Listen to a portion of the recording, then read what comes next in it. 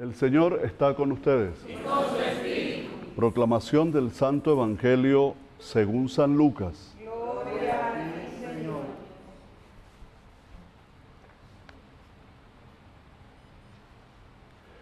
En el año 15 del reinado del César Tiberio, siendo Poncio Pilato procurador de Judea, Herodes tetrarca de Galilea, su hermano Filipo tetrarca de las regiones de Iturea y Traconítide, y Lisanias tetrarca de Abilene, bajo el pontificado de los sumos sacerdotes Anás y Caifás, vino la palabra de Dios en el desierto sobre Juan, hijo de Zacarías.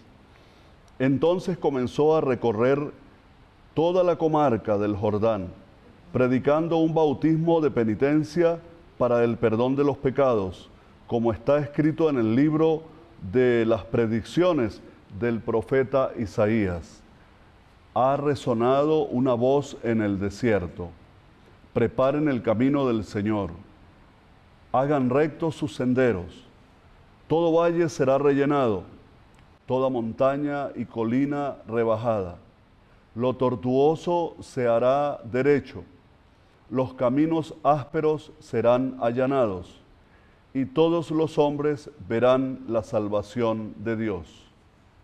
Palabra del Señor. Gloria a ti, Señor Jesús.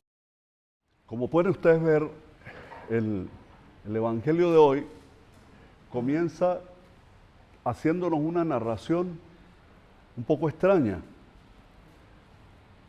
diciendo que quién era el emperador de Roma para ese momento, quién era, qué hacía Poncio Pilato, el otro, cuando en aquel tiempo.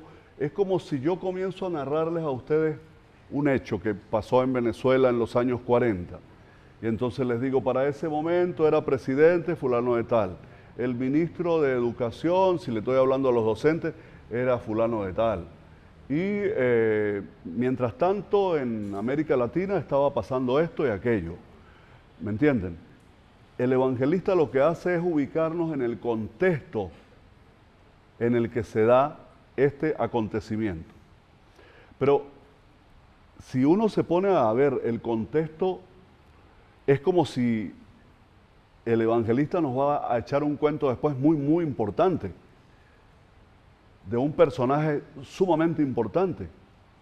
Resulta que sí, que para nosotros es un personaje sumamente importante, pero para el mundo, tal vez de aquel momento no, y para mucha gente hoy tampoco.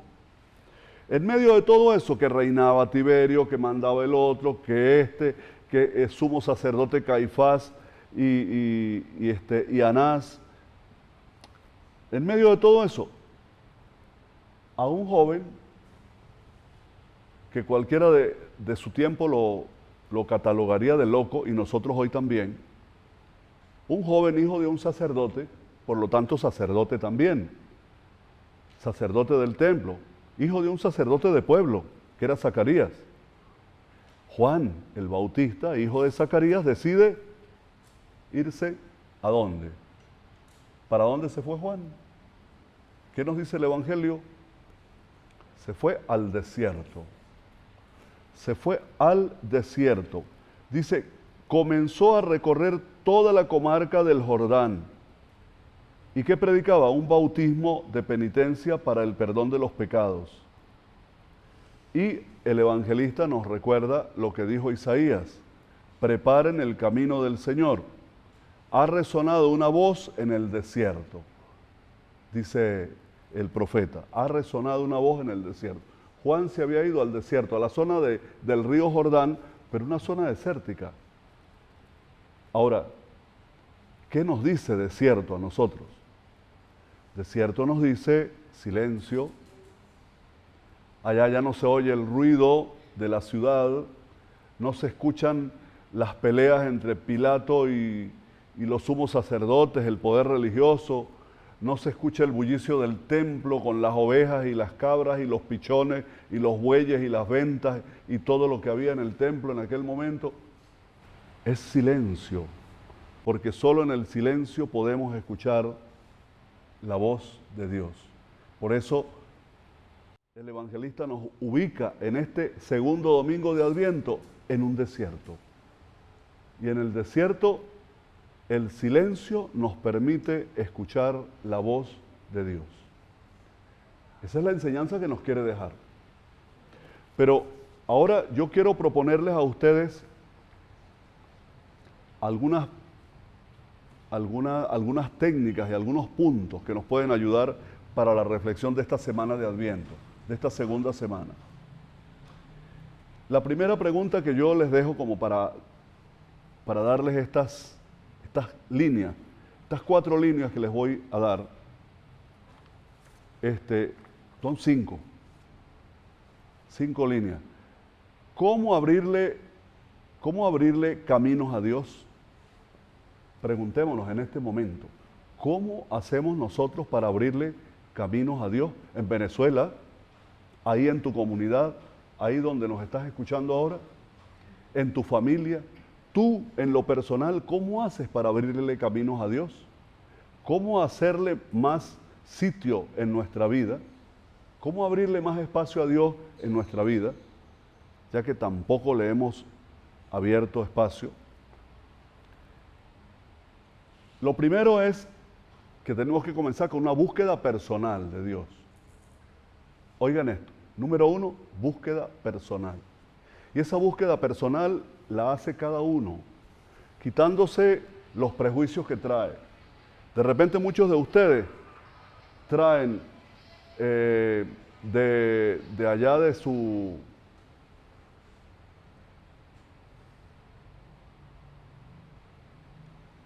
De repente muchos de ustedes traen de su infancia una idea de una iglesia castigadora, tal vez un Dios que les enseñaron que no es el Dios de Jesús. Entonces, ¿qué sucede? Quitémonos eso de la cabeza, ese prejuicio que traemos. Busquemos de modo personal a Dios. Busquémoslo en la novedad del Dios de Jesús. Jesús nos dijo que Dios es amor y así nos lo mostró. Y Juan viene y nos lo ratifica, el apóstol Juan. Nos dice, Dios es amor. Busquemos ese Dios de Jesús, ese Dios vivo, como nos lo presenta Él, ¿no? Un Dios misericordioso. Y saber que si yo lo busco, Él se deja encontrar. Entonces, en lo personal, comencemos con una actitud de búsqueda de ese Dios, indistintamente de las experiencias feas que hayamos tenido como creyentes. Hay gente que está alejada de la iglesia porque ha tenido unas experiencias que dice yo no vuelvo. No, no es la iglesia. Tú no estás siguiendo la iglesia. Tú no estás siguiendo a un sacerdote. Es lastimoso cuando la gente dice que yo ya con ese obispo yo no vuelvo más. Con ese párroco que tengo, con ese grupo de apostolado que me hicieron tanto daño. ¿A quién sigues tú? ¿A un catequista? ¿Tú estás siguiendo a un sacerdote, a un obispo o a Cristo? A Cristo, ¿verdad? El amigo que nunca falla. Entonces, hagamos ese encuentro personal con Jesús. Número 1, búsqueda personal de Jesús. Cada uno es su propia realidad. Pero busquémoslo a Él, que nos conviene encontrarnos con Jesús. Número 2, mucha atención a nuestra propia vida interior. A Jesús no lo vamos a buscar por fuera si no sabemos buscarlo primero dentro de nosotros, ¿no? Es muy difícil que lo encuentres fuera si primero no has buscado a Dios en lo profundo de tu vida. De ahí la necesidad del silencio, para yo encontrarme. Oye, ahí hay una lucecita en lo profundo de tu corazón. Ahí hay una lamparita prendida en lo profundo de tu corazón. Deja que esa llama alumbre. Hazle silencio a Dios para escucharlo. Cultívalo leyendo todos los días un trocito de la palabra de Dios en este Adviento. Les recomiendo el Evangelio de Lucas, que es muy lindo, que nos narra los primeros capítulos del Evangelio de Lucas, hasta el capítulo 4, 5, todo lo que es el nacimiento, María embarazada, el anuncio del ángel, toda esa parte que es muy linda. Pero dejemos que Dios venga a nuestro propio interior, a nuestra vida personal profunda. Como tercer punto que les propongo, a Dios hay que buscarlo con un corazón sincero, sinceridad. Entramos dentro de nuestra propia vida, en nuestro propio silencio. Y cuando entras en tu propio silencio, ahora, ¿qué te recomiendo? Sinceridad. No entremos a caerle a mentiras a Dios, que Él nos conoce. Si alguien nos conoce es Él, y si alguien nos ama así como somos, es Él.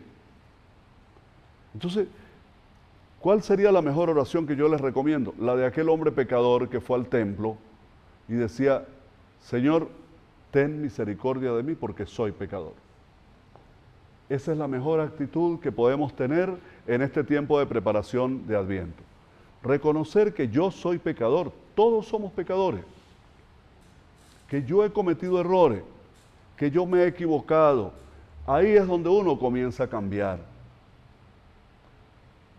Eso como tercer punto, ¿no? Sinceridad. Delante de Dios, transparencia. Señor, tú me conoces. Tú sabes todos mis errores, tú sabes mis caminos torcidos, tú sabes las cosas malas que yo he hecho, pero yo sé que tú me amas infinitamente y que tu misericordia es infinita. Porque si la misericordia de Dios no fuera infinita, Él dejaría de ser Dios. Nunca habrá un pecado que sea más grande que la misericordia de Dios. Porque Dios dejaría de ser Dios, porque Dios es infinito. Y si la misericordia de Él es finita, entonces, ¿dónde queda Dios? ¿En qué Dios creemos? Yo creo en un Dios que tiene una misericordia infinita y que es capaz de perdonar el pecado más grande que hayas cometido. Lo importante es que ahora quieras comenzar a caminar por los caminos de Dios, por los caminos de Jesús. Y como cuarto, una actitud confiada. Entonces, fíjense, ¿qué decíamos ahorita? Sinceridad.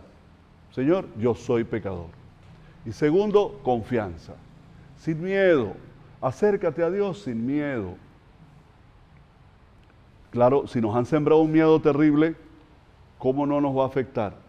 Pero ya dijimos al principio que nos vamos a encontrar con Jesús, indistintamente de las cosas que nos hayan dicho, de lo que yo haya, de las incomodidades que haya tenido tal vez con la iglesia, que nos encontremos con Él así, confiados, sin miedo, porque sabemos que su amor es infinito y que Él, así como soy, así me quiere.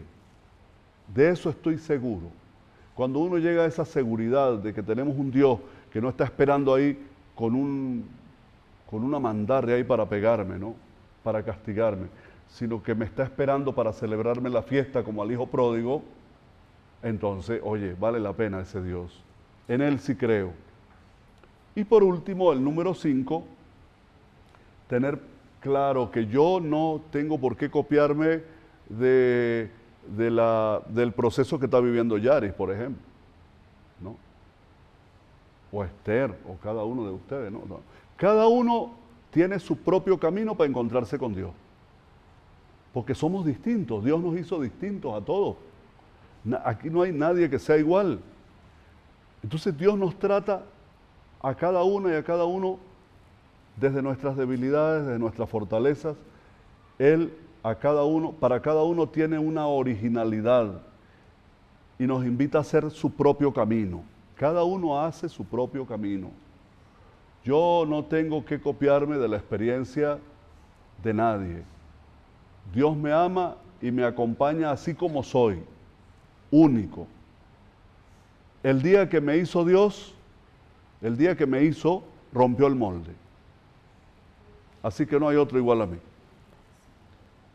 Y Él es tan original que se la juega conmigo, con mis cualidades y con mis defectos.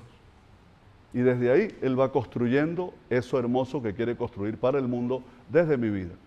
Estos 5 puntos como de reflexión para esta semana, segunda semana de Adviento. Y no olviden poner siempre a María, pedirle a María en el rato de oración, acompáñame María, hoy que estamos celebrando también la fiesta de la Inmaculada, ¿no? En honor a la Santísima Virgen.